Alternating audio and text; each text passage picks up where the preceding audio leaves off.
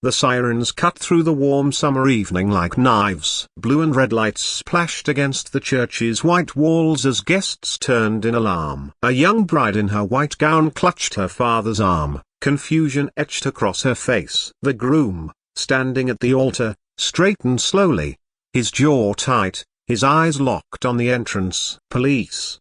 Someone shouted. Chairs scraped. Gasps rippled. A heavy silence swallowed the joy of moments earlier. The bride's neighbor, an older woman with crossed arms, stood defiantly outside, pointing at the ceremony through the glass doors. "There's something wrong here," she insisted. "This isn't right, not in this neighborhood." But as the officers stepped in, everything froze. They saw the groom. Recognition struck like lightning. Their stern expressions melted into shock.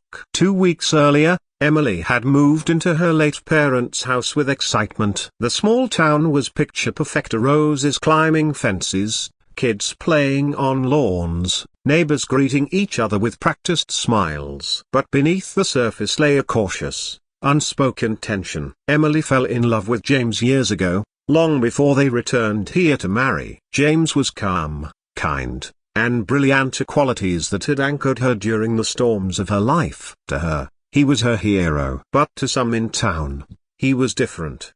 His skin color alone made whispers travel faster than truth. The woman next door, Mrs. Whitfield, had watched the wedding preparations with narrowed eyes. "It's not proper," she muttered, watching the decorations go up.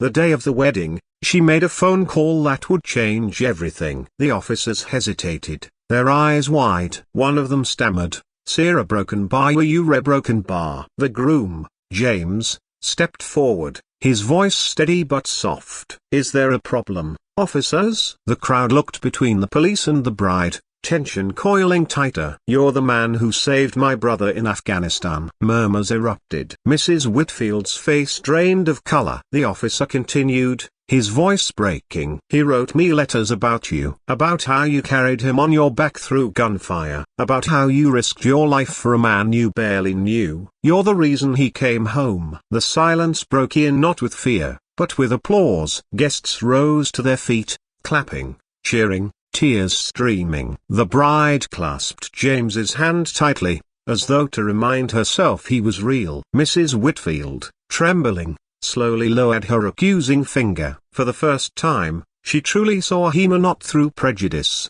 but through truth. The officers saluted James before stepping back, their presence now an honor rather than a threat. The minister cleared his throat, voice trembling with emotion. "Shall we continue?" James looked at Emily, his eyes glistening. "Yes," he said. And as vows were exchanged, the same lights that once symbolized accusation now illuminated a love unshaken by judgment. The wedding wasn't just a union of two hearts, it was a reckoning, a reminder that dignity and courage speak louder than fear and hate.